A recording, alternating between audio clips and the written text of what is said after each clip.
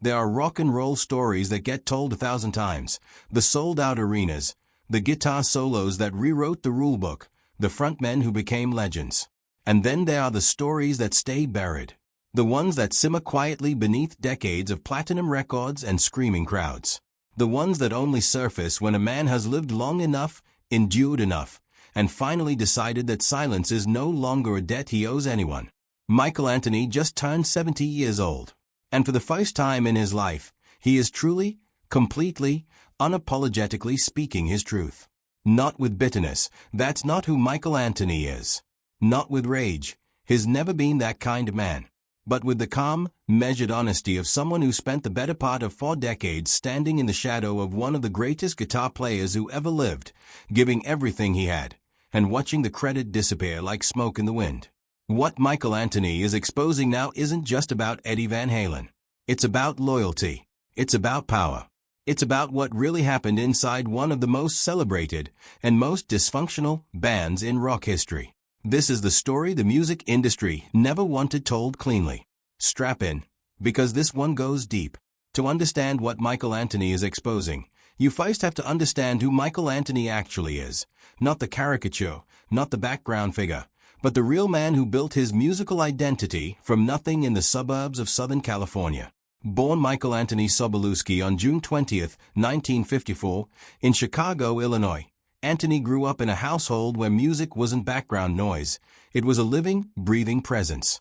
His father, Walter Sobolewski, was a trumpet player, and young Michael absorbed that world early. The discipline of practice, the joy of performance, the way music could fill a room and change the emotional temperature of everyone in it.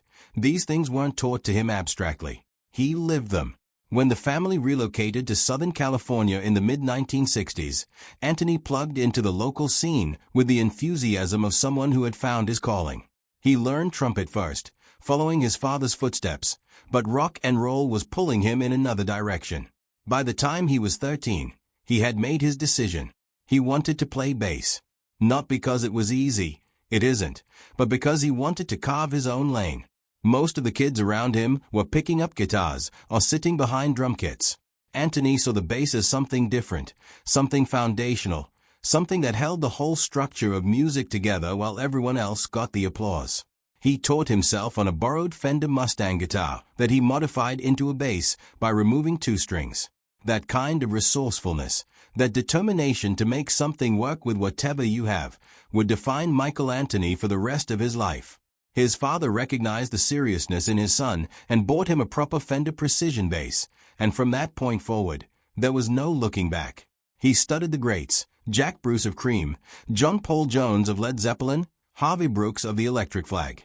He absorbed their styles, their techniques, their understanding of how the bass could be both invisible and indispensable at the same time.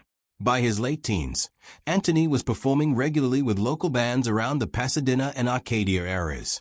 One of those bands was called Snake, a power trio where Anthony not only held down the low end but also stepped up as the lead vocalist. That detail matters more than most people realize. Anthony wasn't just a bassist who could sing backup. He was a vocalist of genuine ability, capable of hitting notes in a register that most rock singers wouldn't dare attempt. Snake was playing the same circuit as another local band called Mammoth, fronted by 2 brothers from Pasadena, Eddie and Alex Van Halen. The 2 bands crossed paths regularly, and on one memorable night, Anthony demonstrated the kind of character that would follow him his entire career. When Mammoth's PA system failed before show, Anthony offered Snake's equipment without hesitation. The show went on. The Van Halen brothers didn't forget. When Mammoth's original bassist departed, Eddie and Alex reached out to Anthony. The jam session in their garage became one of rock history's most consequential afternoons. Anthony's bass locked into the rhythm section with an ease that felt almost supernatural, and his vocal harmonies added a dimension that the brothers hadn't even known they were missing. The decision was immediate. Anthony was in. Mammoth became Van Halen. And the rest, as they say, is history, though not the kind of history that's been told honestly, until now. Here's what gets consistently glossed over when people tell the Van Halen story. The band sound, the actual, specific, recognizable Van Halen sound, was not just Eddie's guitar. It was a combination of Eddie's guitar, Alex's drums, and Michael Anthony's bass and vocals working as a unified engine. Take any one of those three elements away, and the machine doesn't run the same way. When Van Halen released their debut album in 1978, Anthony's bass lines provided the rhythmic anchor that gave Eddie's explosive playing room to soar without the music falling apart. On tracks like Running with the Devil and Ain't Talking 'Bout Love, the bass isn't merely keeping time. It's creating a groove that makes the guitar work feel even more spectacular by contrast. And Anthony's high-register backing vocals on tracks like Jamie's Crying didn't just complement David Lee Roth's lead. They transformed ordinary rock songs into something that felt genuinely anthemic. This continued album after album, tour after tour. Van Halen 2, Women and Children First, Fair Warning, Diver Down, 1984. Across all of it, Michael Anthony showed up, played brilliantly, sang powerfully, and kept his head down while the personalities around him spun increasingly out of control. Because here's the thing about Michael Anthony that even his most devoted fans sometimes underestimate. He was the glue. Not just musically, but personally. In a band full of enormous egos and escalating tensions, Anthony maintained relationships with everyone. He was the member that both Roth-era fans and Hager-era fans claimed as their own, because he genuinely connected with both singers. He was the member the crew respected, the member the other bands on tour wanted to hang out with, the member who showed up on time and prepared. And yet, when the internal politics of Van Halen began to shift, he was the one who paid the price. Now we get to the part that Michael Anthony has been talking about with increasing candor as he's gotten older, and it is one of the most uncomfortable episodes in rock history. By 1984, Van Halen were at the absolute peak of their commercial power. The album of the same name was a cultural phenomenon. Jump was everywhere. Panama was everywhere. Hot for Teacher had schoolboys across America dreaming in guitar solos.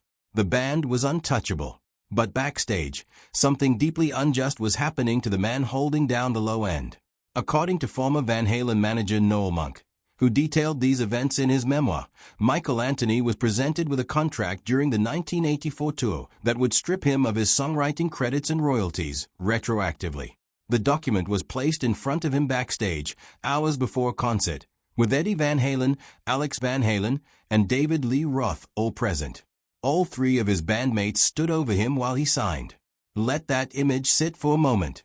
Three men, surrounding the fourth, in a backstage room, before show, with the implicit understanding that refusing could mean walking away from everything he'd spent a decade building. Anthony signed. He has since confirmed, in multiple interviews conducted over the years, and with growing frankness as he's gotten older, that he signed that contract under intense pressure. He has described the circumstances as deeply uncomfortable. He has acknowledged that he was not in a position, emotionally, psychologically, or contractual, to simply say no and walk away without consequence. The loyalty he felt to the band, to the music, to the mission of Van Halen, was weaponized against him in that room. The financial damage was staggering and long-lasting. The 1984 album went on to sell more than 10 million copies in the United States alone. The songwriting royalties from that record, from the greatest hits compilations, from the licensing agreements and reissues that followed over the decades, Anthony saw essentially none of it. His bass playing is on those recordings. His voice is on those recordings. His contributions helped make those songs what they are. But when the checks arrived, his name wasn't on them. Now, at 70, Anthony has spoken about this chapter of his life with a directness that years of professional restraint previously prevented. He doesn't frame it as victimhood. That's not his style. But he makes clear that what happened in that backstage room was wrong. He makes clear that the pressure was real. The circumstances were designed to prevent refusal, and the consequences followed him for the rest of his career with Van Halen and beyond. If the contract controversy represented the financial dimension of Anthony's marginalization within Van Halen, then what followed in later years represented the reputational dimension, and it came directly from Eddie Van Halen himself. In the years after Anthony's departure from the band, Eddie began making public statements about his former bassist that stunned rock fans and music industry insiders alike. The most prominent of these came in a 2015 interview with Billboard magazine, in which Eddie claimed that he had personally taught Anthony every note he ever played and suggested that Anthony lacked the musical initiative expected of a professional at his level. The claims landed hard, and they were designed to. Eddie Van Halen was, by any measure, one of the most gifted guitarists in the history of popular music. When he spoke about music and musicianship, people listened. So when he characterized Anthony as essentially a musical passenger, someone who needed to be led through every performance, it carried weight that a similar statement from a lesser figure would not have carried. Except it wasn't true. Anthony pushed back, firmly and with the patient precision of someone who has spent a long time waiting for the right moment to set the record straight. He pointed out that no such teaching sessions had ever been documented, recorded, witnessed, or corroborated. He noted that the claim contradicted decades of live performance in which he had delivered consistent, skilled, and creative bass playing night after night in arenas around the world. He noted that musicians who had worked alongside him outside of the Van Halen bubble had universally praised his abilities and his professionalism. But Anthony has also said something else about Eddie's public attacks that cuts deeper than the professional grievance. He has described the experience as personally painful in a way that purely financial disputes are not. He and Eddie had known each other since their teenage years. They had built something together from nothing in garages and dive bars and club stages across Southern California. There was a brotherhood there once, not just a business relationship, but a genuine human bond. For that bond to be publicly dismantled, for Eddie to stand before the world and essentially deny the legitimacy of Anthony's